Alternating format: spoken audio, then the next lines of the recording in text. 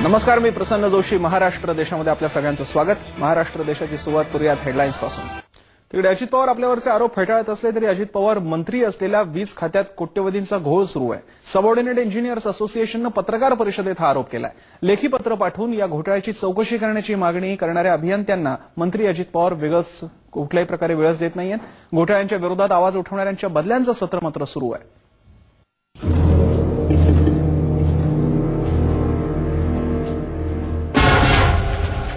अजित पवारांना या अभियंत्यांना खूप काही सांगायचंय, पण दादांकडे त्यासाठी वेळ नाहीये. अभियंत्यांना जे सांगायचंय ते इतकं गंभीर आहे की त्यामुळे अवघ्या महाराष्ट्राची झोप उडेल. वीज कंपन्यांमध्ये राजरोसपणे करोडोंचा घोटाळा सुरू आहे.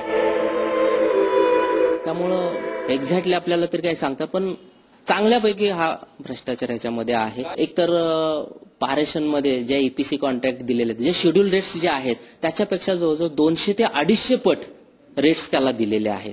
आणि त्याच्यातलं पूर्ण काम त्यांनी करायचं असताना सुद्धा त्याच्यातला बराचसा कामाचा लोड हा डिपार्टमेंटल अभियंत्यावरती कर्मचाऱ्यावरती ढकलला जातो. एक तर रेट जास्त आहेत, क्वालिटी नाही कामाची, नंतर ज्या टाइम मध्ये काम करायला पाहिजे, वेळेचं जे बंधन आहे, एखादा प्रोजेक्ट म्हणलं की तो वेळेत पूर्ण व्हायला पाहिजे, परंतु तशा पद्धतीनं होत नाही. वितरण, पारेषण आणि निर्मिती या तीनही कंपन्यांतल्या घोटाळ्यांचे आकडे हजारो कोटीत आहेत.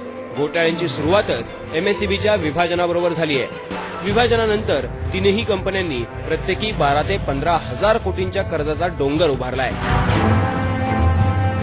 कर्जाच्या पैशातून पायाभूत सुविधांसाठी खासगी कंपन्यांना 200 ते 250 पट इतक्या वाढीव दरानं कामं वाटण्यात आली आहेत.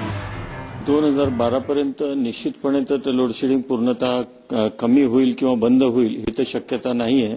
पण त्याचसोबत विजेची दर ही प्रचंड प्रमाणात वाढू शकतात. कारण फ्रँचायझी ही जी आहे ही आजचा जो अभियंता काम करतो आहे किंवा कामगार काम करतो आहे आणि आज इतर कंपन्यांना दिला, इतर कंपन्या ज्या भाव वाढवून देत किंवा आमचे म्हणणारे पगार जे 10% वगैरे वाढवून देतात त्यांना परवडू शकतं.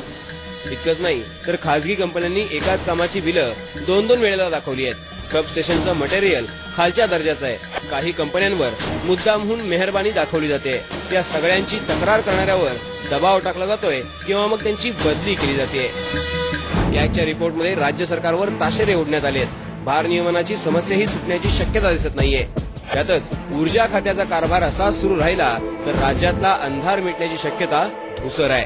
राहुल कुलकर्णी, स्टार माझा, उस्मानाबाद.